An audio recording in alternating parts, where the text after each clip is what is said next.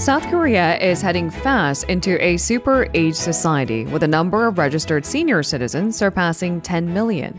According to latest government data, senior citizens aged 65 and older now account for 19.5% of the entire population, approaching the critical 20% threshold that defines a super-aged society. And as the country grapples with the world's lowest birth rate, there is a sense of heightened urgency for effective strategies to address the very demographic challenges. So for a look into possible prospects and solutions, we're now joined by Hyeon-seon, Professor of Public Administration at Myongji University, joining us on the line. Good morning, Professor Choi.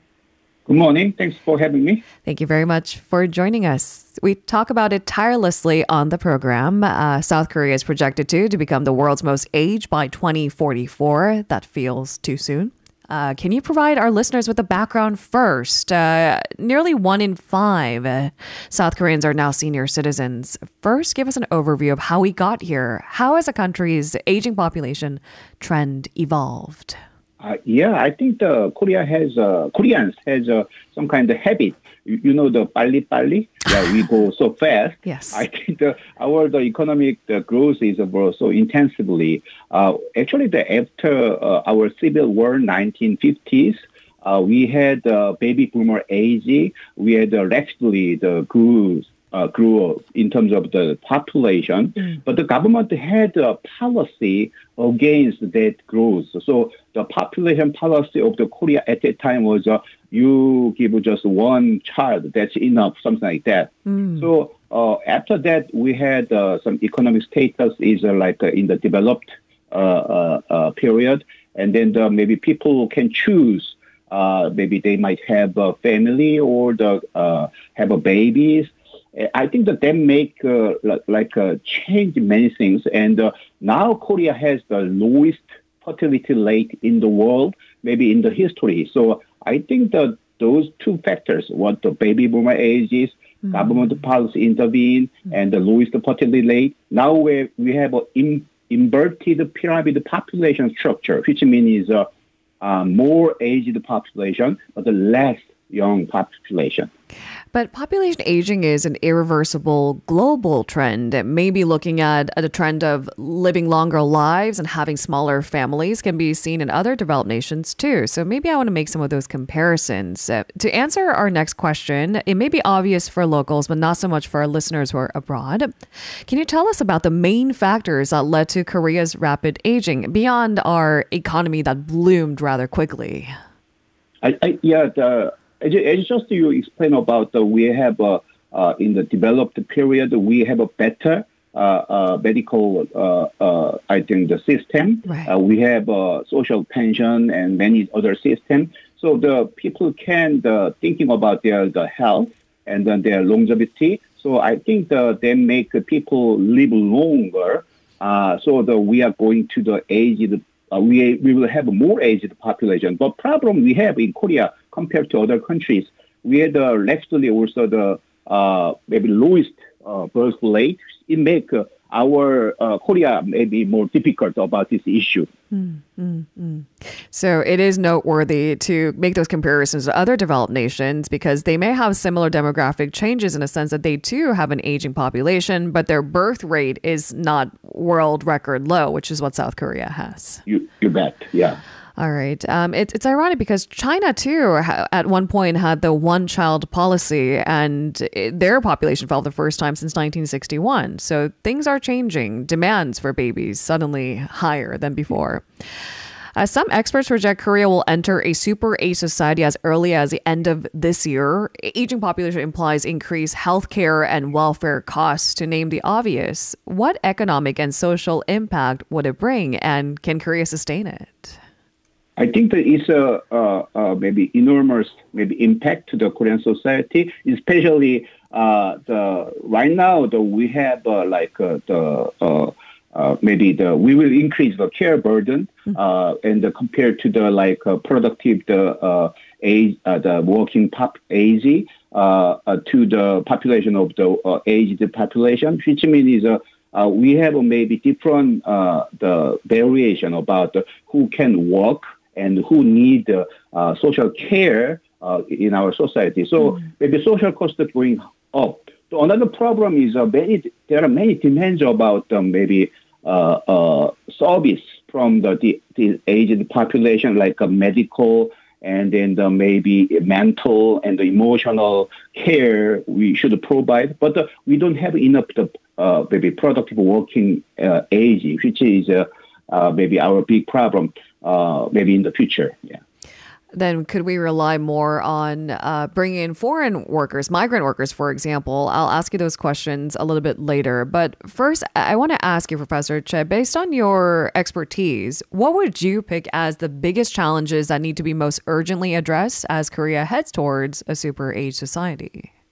I think the problem we have is our economic power could be cooling down, which means there is rather than we choose some kind of the new way and challenge it, our society can be very conservative. You know, the increase of the aged population, the also political power is getting bigger, which means they can vote for their shake, which is more the social service and then for their benefits. But problem we have that cost burdened by the less productive the population, which is our society now challenging.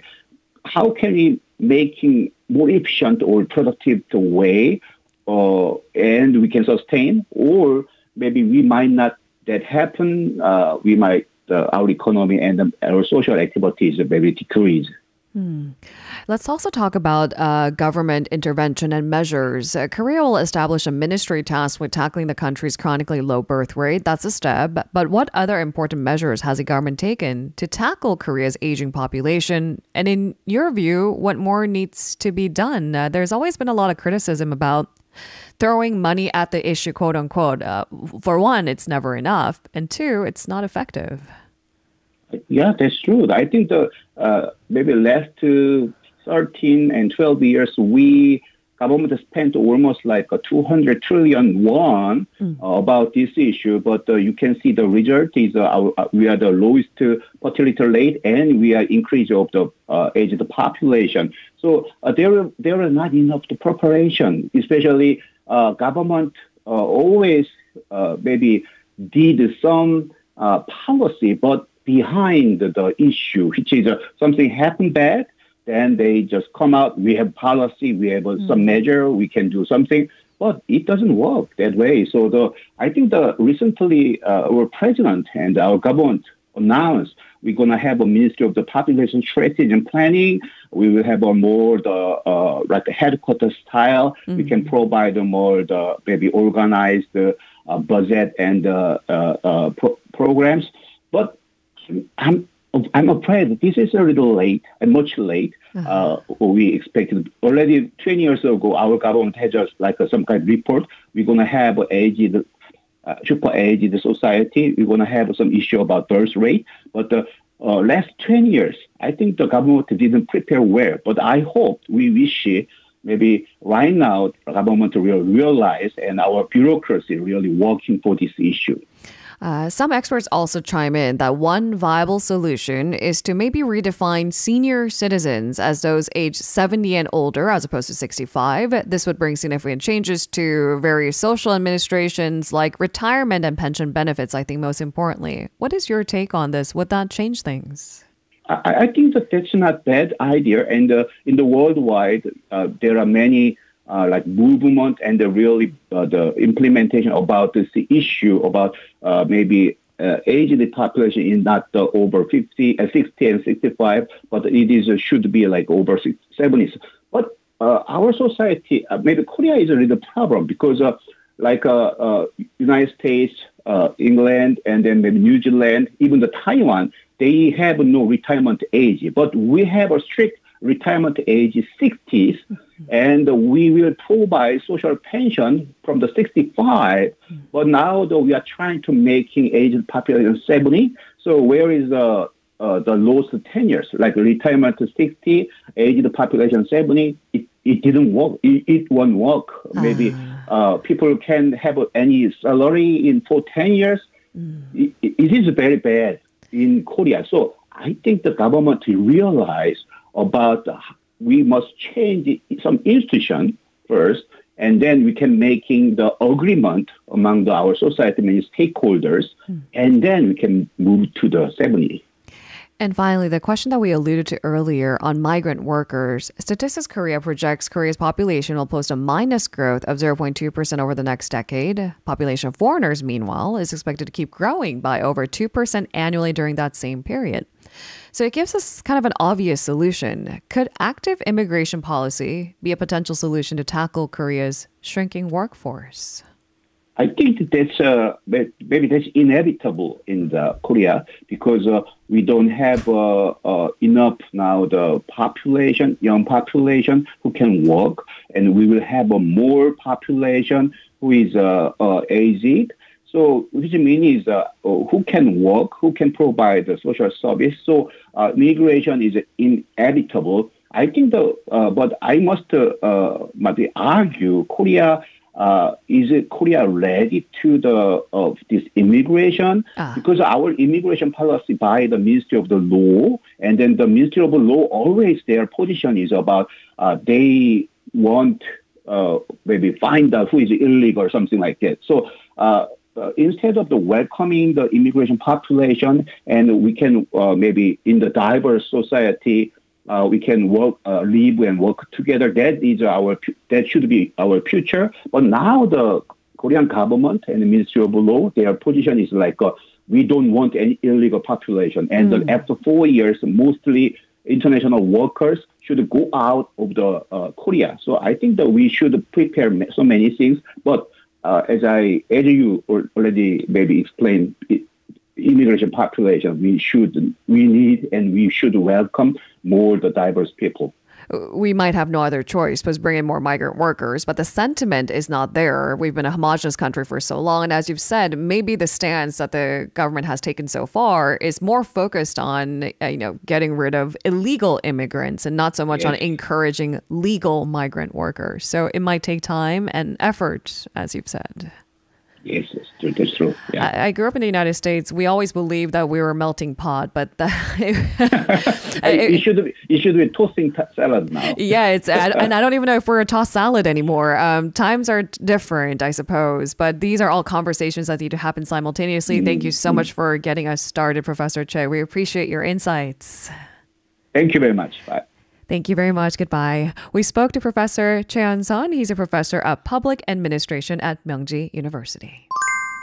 If you're listening to our program using the podcast service, just a reminder that we do go live Monday through Friday, 7 a.m. Korea Standard Time. So tune in and help us make the show more informative by giving us your input. See you bright and early on Good Morning Seoul.